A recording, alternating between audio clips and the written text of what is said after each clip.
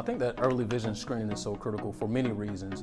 Two of those reasons is if a child has vision problems, if you get it detected early enough, it can prevent any major or long-term damage that a child can have in his vision. And then two, I feel like the earlier you get this detected, it can also prevent any impeding on a child's development as well as their academic performance.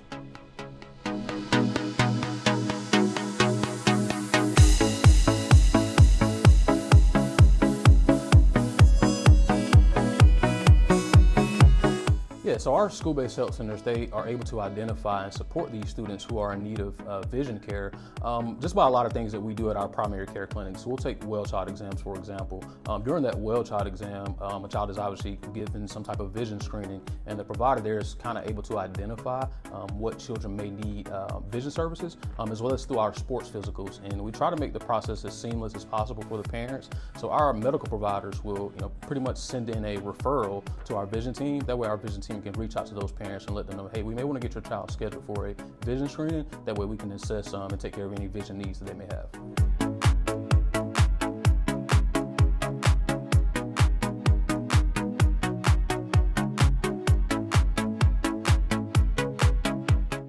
Yeah, absolutely. I mean, I think the teachers, they play as big of a role as parents do. Obviously, they spend a lot of time with those students in the classroom. They're able to observe some of their behaviors when it comes to their learning and how they're, paying attention, how they're seeing things in class. So they can definitely feel free to, come down to our school-based health center, let one of our medical providers know, like, hey, I think this child may be struggling in class with their vision. That way we can properly, maneuver that child and navigate them in the right place and reach out to the parent and just say, hey, I'm not sure if you knew, but we offer vision screening services. The teacher may have mentioned that, your child may be struggling a little bit with their vision in class, and we just want to make sure that they are equipped with all the tools they need so that they can excel academically.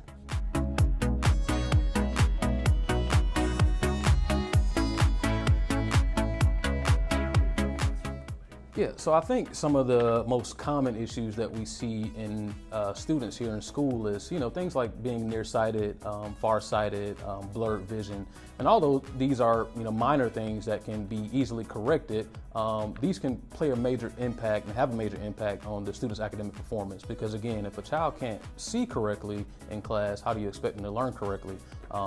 We have examples all the time where, a child may not be doing so well academically, and it's not just because the child isn't trying or that they, can't get the information, they just simply can't see properly. So, obviously, again, we want to equip these students with the tools that they need so they can achieve academically.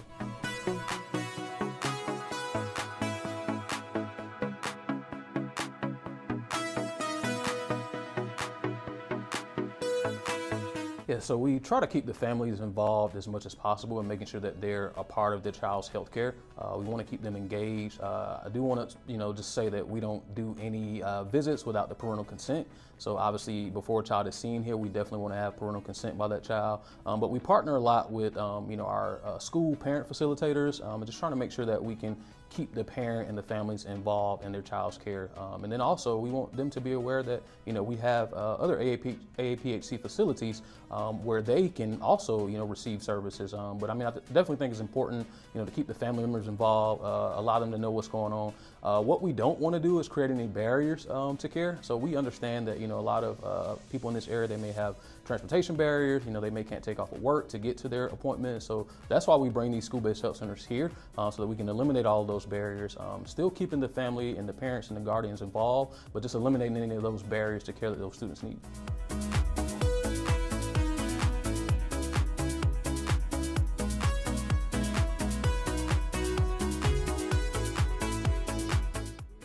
Yeah, so our school-based clinics definitely serve as a bridge for family members who may not be able to receive health care at other places. We do have clinics all throughout town where we do vision, primary care, podiatry, behavioral health. And a lot of times, just being connected with the families here in the schools, we can connect them to the services that they need. Obviously, for our school-based health centers, they operate just like regular doctor's offices. So we can pretty much do everything in these school-based health settings that can be done at a pediatrician's office. If a child has asthma or diabetes. They can, treat those chronic illnesses. We can do follow-ups. We do well child exams. We do immunizations here for the students, sports physicals.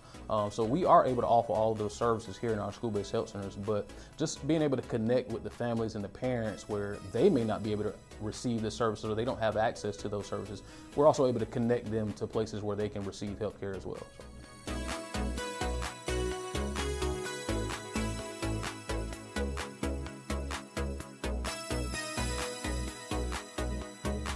The advice that I would give to parents and teachers to help spot those early vision problems is just stay vigilant of what's going on with the child, stay attentive to them.